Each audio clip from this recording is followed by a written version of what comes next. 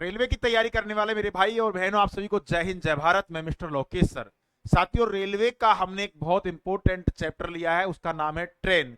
अगर आप रेलवे 2026 के लिए आपका टारगेट है, चाहे एएलपी टेक्नीशियन और एनटीपीसी ग्रुप डी के लिए टारगेट है, तो ये वीडियो आपके लिए बहुत इंपॉर्टेंट होने वाली है और वीडियो को पूरा देखें आप।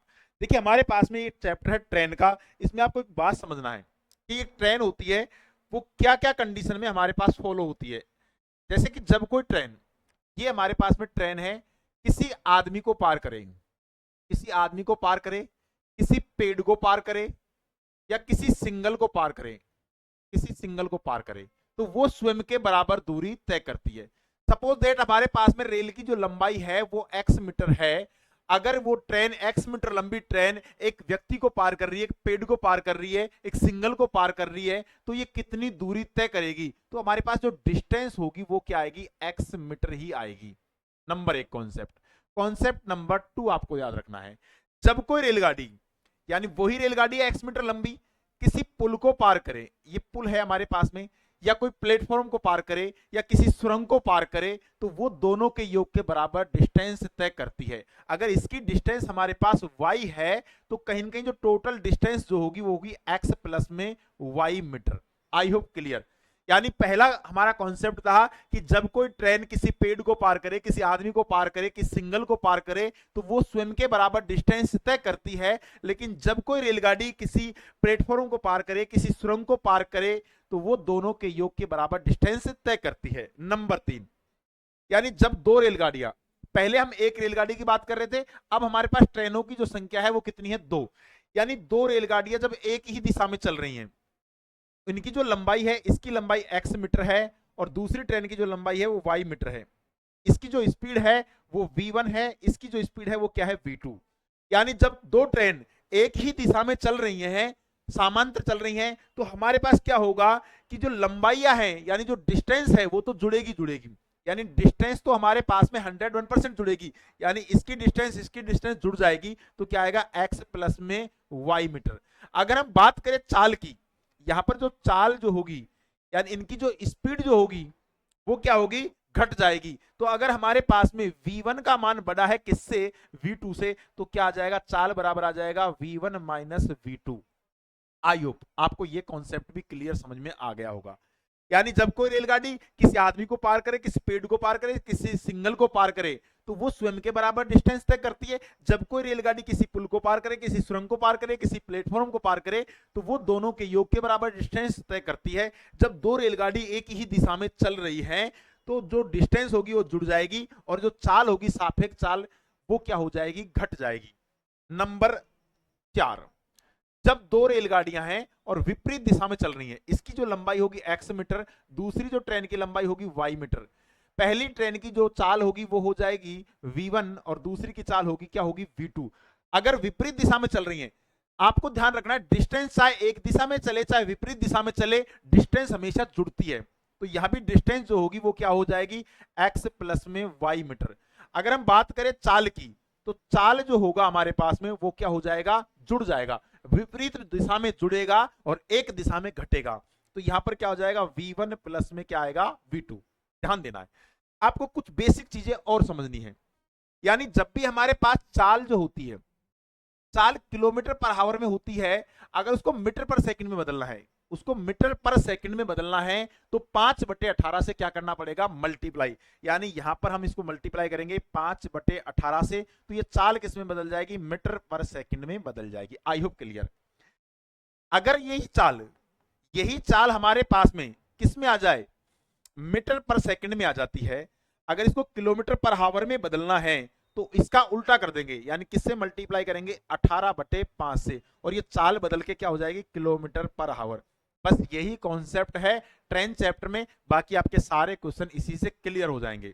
जैसा हमें दिया पहला क्वेश्चन दिया है, एक ट्रेन 79.2 किलोमीटर पर आवर की गति से, देखिए, एक ट्रेन 79.2 किलोमीटर पर आवर की गति से चल रही है, ये 7 सेकंड में एक खंबे को पार करती है, तो ट्रेन की क्या निकालनी है? लंबाई। आपको मैं कुछ बेसिक फॉर्मूले बता रहा हूं। देखिए, यहां पर जो चाल बराबर होता है, चाल बराबर होता है दूरी बटे समय। दूरी बटे क्या आएगा? समय। अगर यहां पर हमें समय निकालना है तो समय इधर चल जाएगा, तो समय बराबर हो जाएगा दूरी बटे चाल, दूरी बटे चाल। अगर हमें निकालनी है दूरी, दूरी निकालनी है, डिस्टेंस निकालनी है, तो क्या हो जाएगा, चाल इंटू क्या हो जाएगा, समय। बस ये 3 फॉर्मूले भी आपको याद रखने हैं। क्या पूछा गया है, हमसे पूछा गया है ट्रेन की लंबाई क्या होगी, यानी डिस्टेंस पूछा गया है। तो दूरी बराबर क्या होता है, दूरी बराबर यानी वही रेलगाड़ी है किसको पार कर रही है, खंबे को, खंबे को पार कर रही है। रेलगाड़ी की लंबाई है जो x मीटर है। जब कोई रेलगाड़ी किसी खंबे को पार करे, किसी सिग्नल को पार करे, तो स्वयं के बराबर दूरी तय करती है। तो हमें इसकी दूरी निकालनी है। निकालने के लिए क्या होता है, चाल इंटू क्या होता है समय। चाल क्या दी गई है, 79.2, ये किलोमीटर पर आवर में, किलोमीटर पर आवर में, इसको मीटर पर सेकंड में बदल लेंगे तो 5/18 से गुणा करेंगे, और जो टाइम दिया है वो कितना दिया है, 7 सेकंड, तो 7 से क्या कर देंगे, मल्टीप्लाई। यहां से हमारे पास जो मान निकल के आएगा वो किसका होगा, डिस्टेंस का होगा, दूरी का होगा, ट्रेन की लंबाई का होगा। यहां से काटेंगे, पॉइंट को हटाएंगे, नीचे एक जीरो चला जाएगा, ये पॉइंट हट जाएगा। इसको काटेंगे, 9 से काटेंगे, 9 दूनी 18 और 9 8 72, 9 8 72। यहाँ पर 5 से काटेंगे तो 2 बार, और इसको 4 से काटेंगे तो 22 बार, और 22 तो क्या आ जाएगा, 154 metre will be the correct answer. यानी कौन सा ऑप्शन होगा यहाँ पर, बी ऑप्शन क्या होगा, राइट आंसर। आई होप सभी को समझ में आ गया होगा। नेक्स्ट क्वेश्चन की तरफ हम चलते हैं। क्वेश्चन में हमको दिया गया है एक 72 किलोमीटर पर आवर की गति से बढ़ रही अगर एक ट्रेन की लंबाई 220 मीटर है तो 330 मीटर लंबे प्लेटफॉर्म को पार करने में कितना समय लगेगा। देखिए एक रेलगाड़ी हमारे पास में यह है, इसकी जो लेंथ हमको दी गई है वो दी गई है 220 मीटर। ये किसको पार कर रही है, एक पुल को पार कर रही है, प्लेटफॉर्म को पार कर रही है, जिसकी लंबाई कितनी दी गई है, 330 मीटर। अब टोटल जो डिस्टेंस हो गई वो कितनी हो गई, टोटल डिस्टेंस जो होगी दोनों के योग के बराबर दूरी तय करेगी, तो क्या हो जाएगा, यानी 30 और 20 50, यानी 550 मीटर हो जाएगा। आई होप क्लियर। हमें क्या दिया गया है, चाल दिया गया है, और क्या निकालना है, समय। समय बराबर होता है दूरी बटे चाल। समय बराबर क्या होता है, दूरी बटे चाल। दूरी कितनी हो गया, यानी हमको टाइम निकालना है, तो दूरी का मान दिया गया है 550, और चाल क्या दिए गए, 72 kilometre per hour. 72 kilometre per hour को हमें मीटर पर सेकंड में बदलना पड़ेगा। तो किससे मल्टीप्लाई करेंगे, इसको 5/18 से मल्टीप्लाई करेंगे, तो 18 कहां चला जाएगा, ऊपर चला जाएगा। जो नंबर कट रहा है उसको काट लेते हैं। देखो 18 से काटेंगे 4 बार कट जाएगा, 5 को 20, यानी 20 में हमारे पास में जीरो खत्म हो जाएगा, यानी 2 का भाग देंगे तो क्या आ जाएगा, अगर 55 में 2 का भाग देंगे तो क्या आ जाएगा, 27.5 सेकंड। 27.5 सेकंड कौन सा ऑप्शन होगा, डी ऑप्शन यहां पर क्या हो जाएगा, राइट आंसर। सभी बच्चों को समझ में आ रहा है, कोई दिक्कत नहीं है। नेक्स्ट क्वेश्चन की तरफ हम चलते हैं। देखिए एक ट्रेन 90 किलोमीटर पर आवर की रफ्तार से चल रही है, 1 मिनट में एक प्लेटफॉर्म को पार कर जाती है। अगर ट्रेन और प्लेटफॉर्म की लंबाई बराबर हैं तो ट्रेन की लंबाई याद करना है। यानी हमारे पास में जो ट्रेन की लंबाई अगर x मीटर है तो एक प्लेटफॉर्म है उसकी लंबाई भी क्या है, x ही होगी, क्योंकि क्वेश्चन में हमको दिया गया है जितनी ट्रेन की लंबाई उतनी ही प्लेटफॉर्म की लंबाई है। तो हमारे पास टोटल जो यहां पर डिस्टेंस होगी वो क्या होगी, 2x। और हमारे पास में हमको क्या दिया गया है, 90 किलोमीटर पर आवर की स्पीड दी गई है, 1 मिनट का हमें क्या दिया गया है, समय दिया गया है। हमें डिस्टेंस निकालनी है। डिस्टेंस बराबर क्या होता है, दूरी बटे क्या होता है, दूरी बराबर होता है चाल इंटू समय, यानी 2x बराबर हो जाएगा, दूरी बराबर क्या होगा, चाल इंटू समय। चाल क्या दिया गया है, 90, ये किलोमीटर पर आवर में है, ध्यान देना किलोमीटर पर आवर में, इसको मीटर पर सेकंड बदलेंगे, 5/18 से गुणा कर देंगे, और यहां पर हमको जो टाइम दिया गया 1 मिनट, 1 मिनट में कितना सेकंड होते हैं, तो 60 सेकंड होते हैं, 60 से मल्टीप्लाई करेंगे, इसको काटेंगे तो क्या हो जाएगा, 18 पंजो 90, और यहां से 2 से काटेंगे तो ये 30 बार कट जाएगा, और यहां मल्टीप्लाई करेंगे देखिए 25 हो गया, 25 75, यानी x बराबर क्या आ जाएगा, 750 metre will be the correct answer. यानी जो ट्रेन की जो लंबाई होगी वो कितनी होगी, ट्रेन की लंबाई 750 मीटर होगी। अगर बात करें प्लेटफॉर्म की लंबाई पूछा जाता तो उसकी लंबाई भी कितनी होगी, 750, क्योंकि ट्रेन की लंबाई जितनी है उतनी ही प्लेटफॉर्म की लंबाई है। तो यहां पर सी ऑप्शन क्या होगा, राइट आंसर। आई होप सभी बच्चों को समझ में आ रहा होगा। नेक्स्ट क्वेश्चन देखिए, एक ट्रेन एक खड़े हुए आदमी को 10 सेकंड में पार कर जाती है, और 105 मीटर लंबाई वाली एक सुरंग को पार करने में 17 सेकंड का समय लेती है। तो हमें क्या निकालना है, ट्रेन की गति का पता लगाना है, कोई दिक्कत नहीं है। एक ट्रेन है, यहां पर एक आदमी खड़ा हुआ है, इस आदमी को पार करने में जो टाइम लगा था वो लगा था 10 सेकंड का। वही ट्रेन है, किसको पार कर रही है, एक सुरंग को पार कर रही है। एक जो सुरंग की लंबाई हमें दी गई है वो कितनी दी गई है, 105 दिया गया है। इसको पार करने में जो टाइम लगा वो लगा 17 सेकंड। आपको यहां पर एक बात समझना है, यहां पर जो लंबाई है वो क्या होगी, एक्स, यहां भी क्या होगी, एक्स, क्योंकि ट्रेन की लंबाई तो सेम ही है। जब वो आदमी को पार कर रही थी जब भी एक्स थी, और जब वो सुरंग को पार कर रही थी तब भी एक्स ही रहेगी। यहां पर हम क्या करें, हमें निकालना है चाल। चाल बराबर होता है दूरी बटे समय। यहां पर हम दूरी का डिफरेंस ले लें और यहां पर टाइम का डिफरेंस ले लें, बात तो एक ही है। यहां पर अगर हम टाइम का डिफरेंट करेंगे, टाइम का डिफरेंट करेंगे तो कितना आ जाएगा, 7 सेकंड। और यहां पर अगर हम डिस्टेंस का डिफरेंट करें, भाई x प्लस 105 में से x घटाएंगे तो 105 आएगा कि नहीं आएगा। आई होप क्लियर। हमने क्या किया, इधर तो ले लिया डिस्टेंस का डिफरेंट, इधर ले लिया टाइम का डिफरेंट, तो हमारे पास चाल बराबर क्या होता है, दूरी बटे समय। दूरी कितनी आ चुकी है, 105, और 105 में किसका भाग देंगे, 7 का। 7 का भाग देंगे, 7 एकम 7 और 7 पंजो 35, यानी 15 मीटर पर सेकंड की स्पीड आ जाएगी। 15 मीटर पर सेकंड। अगर किलोमीटर में होता तो हम इसको क्या करते, 18/5 से मल्टीप्लाई कर देते, कोई दिक्कत नहीं है। सी ऑप्शन यहां पर क्या हो जाएगा, राइट आंसर। नेक्स्ट क्वेश्चन देखिए, ऐसा ही क्वेश्चन है। 67 मीटर लंबी ट्रेन 10 सेकंड में 33 मीटर लंबे एक सुरंग को पार कर जाती है। एक 67 मीटर लंबी ट्रेन है। अब की बार हमें ट्रेन की लंबाई दी गई है 67 मीटर, और एक सुरंग दी गई है जिसकी जो लेंथ है वो कितनी है, 33। आई होप क्लियर। इसको पार करने में जो टाइम लगा था वो 10 सेकंड का समय लगा था। ठीक है। इसके बाद दिया है ट्रेन द्वारा 65 मीटर लंबे प्लेटफॉर्म पर खड़े व्यक्ति को पार कर रही है। देखिए, यानी यही ट्रेन है और एक सुरंग है। इस सुरंग की जो लेंथ हमको दी गई है गुमराह करने के लिए दी गई है, इसको लेना ही नहीं है। इस पर एक व्यक्ति खड़ा हुआ है, इस पर कौन खड़ा हुआ है, एक व्यक्ति खड़ा हुआ है, और इस व्यक्ति को पार करने में जो टाइम लगा वो कितना लगा था, पार करने में कितना समय लगेगा, लगने वाला समय पूछा गया। टाइम हमसे क्या गया है, पूछा गया है, कोई दिक्कत नहीं है, टाइम निकालना है हमको। यहां पर देखो, जब यहां पर कुल डिस्टेंस कितनी होगी, 67 और 33 कितने हो जाएंगे, 100 मीटर। 100 मीटर। और जब ये रेलगाड़ी उस व्यक्ति को पार कर रही थी तो खुद के बराबर ही तो दूरी तय कर रही थी। यहां पर क्या करना है, जो 100 मीटर की दूरी चलने में, यानी 100 मीटर की दूरी चलने में, 100 मीटर की दूरी चलने में कितना समय लगा था, 10 सेकंड का समय लगा था। कितने सेकंड का समय लगा था, 10 सेकंड का।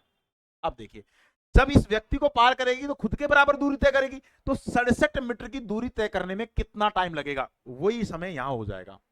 बात समझो भाई, 100 मीटर की दूरी चलने में उसको 10 सेकंड का समय लगता है, तो जब ये व्यक्ति को पार करेगी तो खुद के बराबर दूरी चलेगी नहीं चलेगी, तो खुद के बराबर दूरी तय करने में कितना टाइम लगेगा, यानी 1 मीटर तय करने में उसको टाइम जो लगेगा 10 बटे क्या लगेगा, 100 सेकंड।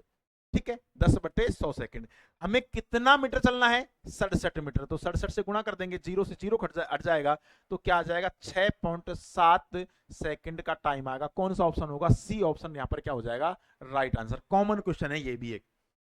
नेक्स्ट क्वेश्चन की तरफ हम चलते हैं। देखिए, क्वेश्चन दिया गया है, ट्रेन ए और ट्रेन बी क्रम से 80 किलोमीटर पर आवर और 70 किलोमीटर पर आवर की विपरीत दिशाओं में आगे बढ़ रही हैं। अब दो ट्रेन है, एक ट्रेन तो ए हो गई और दूसरी ट्रेन हमारे पास क्या है, बी। इसकी जो स्पीड है वो है 80 किलोमीटर पर आवर और दूसरी ट्रेन की जो स्पीड है वो है 70 किलोमीटर पर आवर। आई होप क्लियर।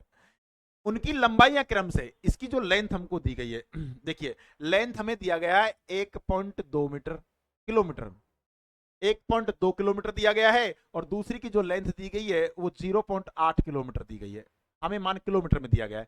तेज ट्रेन को पार करने में धीमी ट्रेन द्वारा लिया गया समय निकालना है। समय, अब जो डिस्टेंस जो होगी, कुल जो डिस्टेंस होगी यहां से लेकर यहां तक की जो डिस्टेंस हमारे पास होगी वो 2 किलोमीटर होगी, नहीं होगी भाई। जब कोई रेलगाड़ी विपरीत दिशा में चले, चाहे एक दिशा में चले, एक दूसरे को पार करेगी तो डिस्टेंस तो जुड़ेगी जुड़ेगी। 2 किलोमीटर आ चुकी है। अब सापेक्ष चाल घटेगी या बढ़ेगी, भाई जुड़ेगी।